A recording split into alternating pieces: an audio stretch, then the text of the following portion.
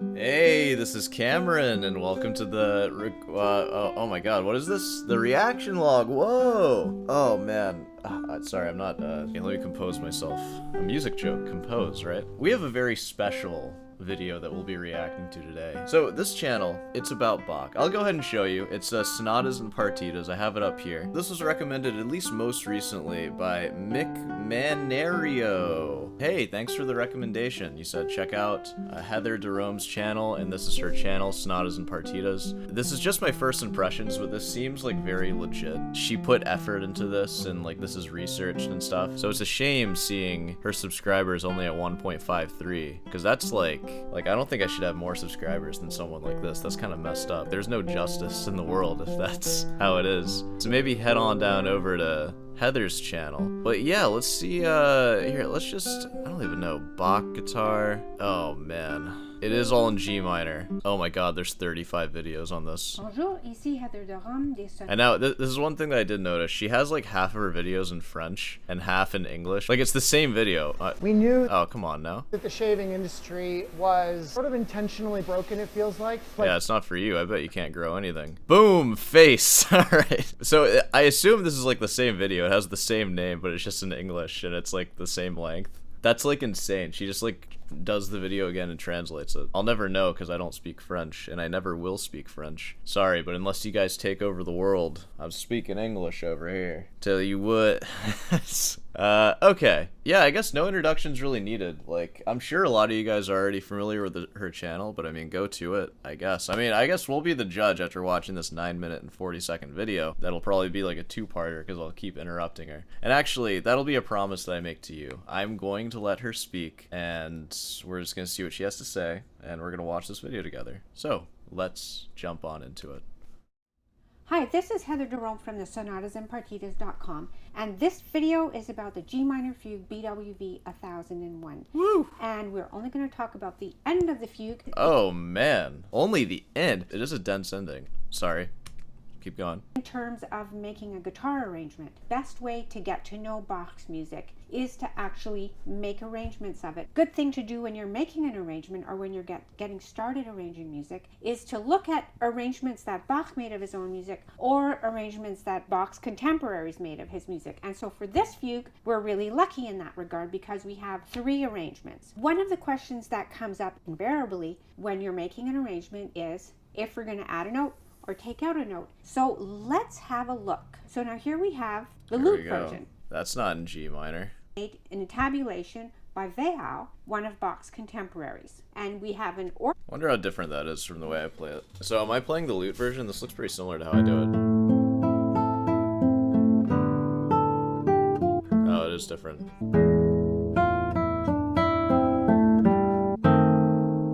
Oh, I don't have that chord. Ooh. Wow, so interesting. I like this one more in the way that I play it. Like in there, I have so many like high bass notes. Yeah, like... Dang, I might be looking through a new version of this over the next year. I don't know. And we have an organ version, which we've transcribed here. Uh-oh, gotta read this one. Yeah, we'll just look at all the different, You know, part of this is research. I want to see all the different versions really quick. Hold on. I'll fast forward through it, don't worry. What?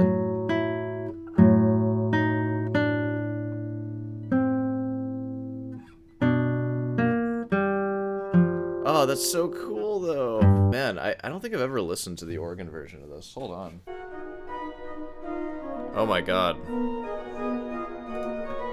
Dude, Bach really phoned this one in, huh? It's like, I already wrote this thing out. I'm just doing it on organ now.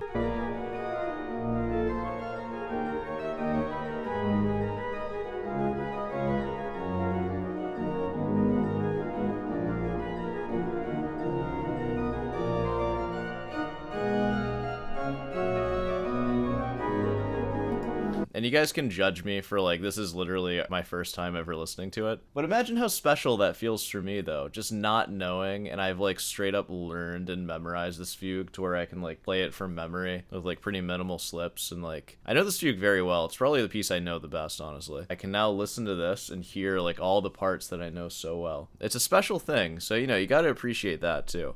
Like, I'm learning the stuff at my own pace. We started with just learning about, like, the history of Bach and, like, stuff he did and all that. That was, like, the first, like, 300 logs, like, where we just watched, like, documentary stuff. Now we're kind of getting into the music era of Sore Hands, where we're actually looking at music instead of, like, history stuff. So it's kind of fun.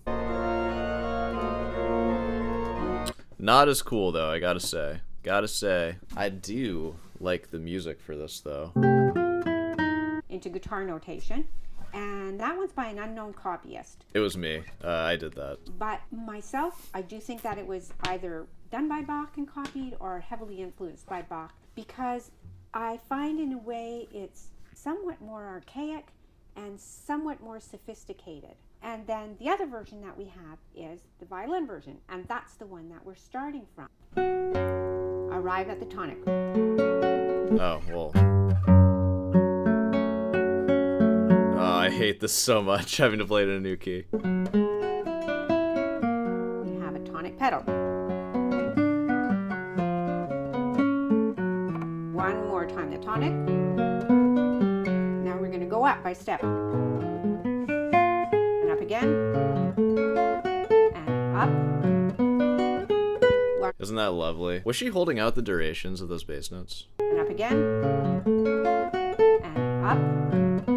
No, okay, just a little bit. That's interesting hearing her point that out though, because I don't know if I ever like made that connection of like the pedal, where I was kind of hearing like the bass go from like, which is kind of weird now that I think about it, but it makes sense to kind of base everything around that.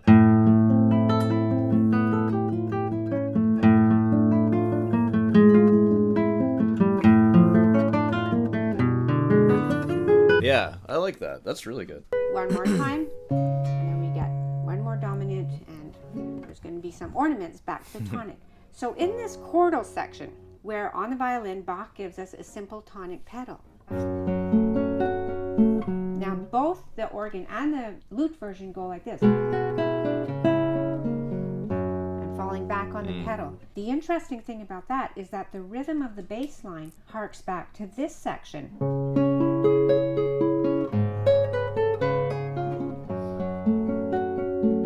But the difference between these two sections is that this section goes in a circle of fifths, whereas at the end, instead of going into a circle of fifths, we've landed home and we're establishing our home. So it keeps falling back onto the tonic. Okay. Hold on now. Oh, that's kind of interesting that that's the part that, because it's like a false ending leading up to that ending section, it feels like. And then into it. False ending, right? And that part that she was just talking about is like the climax of the piece, kind of. I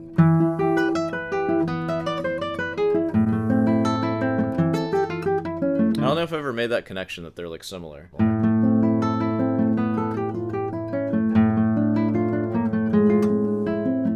I love that pedal bass. It's great. Sorry, I'm just like psyched about that so far. The lute version does this.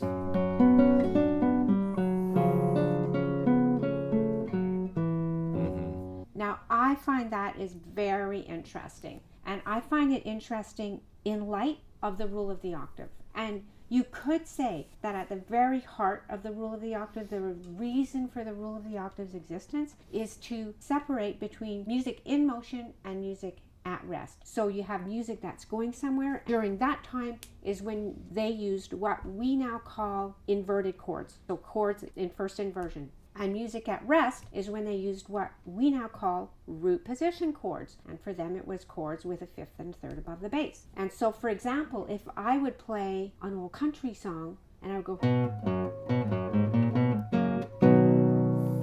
You tuned down a half step. We'll let it slide for now. I like that.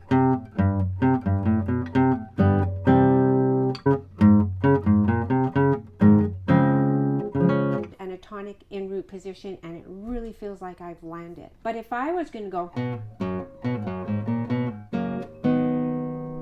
Yeah. well, it wouldn't feel finished.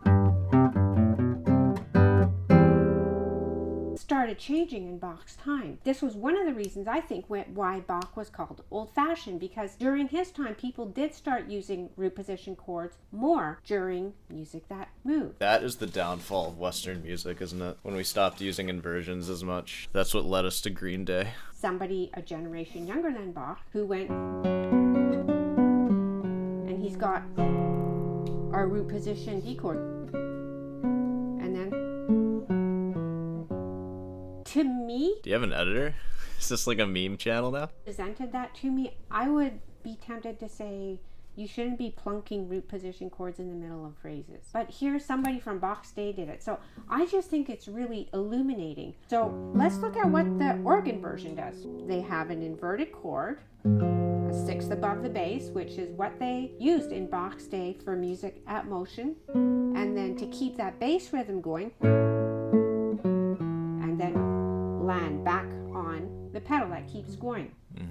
That was the purpose of this video. I wanted to go over that and show how different arrangements worked. I do think that this is why I say that in a way Bach's is a little more archaic and a little more sophisticated. It matches more what goes on earlier. I mean, not necessarily Bach's, but it's why I believe that Bach had an influence in this one, because it's just so well done. That's kind of interesting. I mean, we've all heard like the Bach was like old-fashioned for his time thing. I didn't realize it was because of his choice of like voice leading. Because I mean, that was always my understanding of like why you would use inverted chords in the first place, like in the middle of phrases especially. It's to keep like a bass line going. I mean, I'm sure there's more to it than that, but it's I hope you found this video interesting. helpful. I hope it might be helpful to you when you're making your other guitar arrangements and you see music in motion, and you might notice that you could put a root of a chord under it. Maybe think twice about it before putting that root under. Maybe the lowest note in the measure is often Bach's intended bass note, and it does work with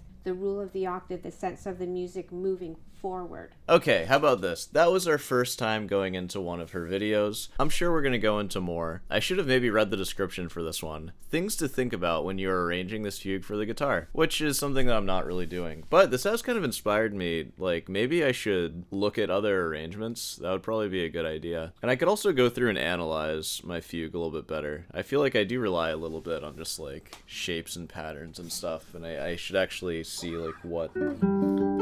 Probably wouldn't be a bad use of time to do that. Alright, well, hopefully this wasn't like a boring one. I feel like I didn't speak that much, but I mean, you know, Heather was doing all the talking, and that is fine. I'm gonna wrap this one up here. So, you know, if you made it this far, be sure to subscribe and leave a like. Hey, want some guitar lessons? I offer those. And of course, if you want some merch, head on down over to Root's Delight, pick yourself up some stickers, all that stuff, shirts, like the thing that I'm wearing here. Comment questions, feel free to leave them. I like to answer them in the chair sometimes when I'm doing practice logs, and that is pretty much it.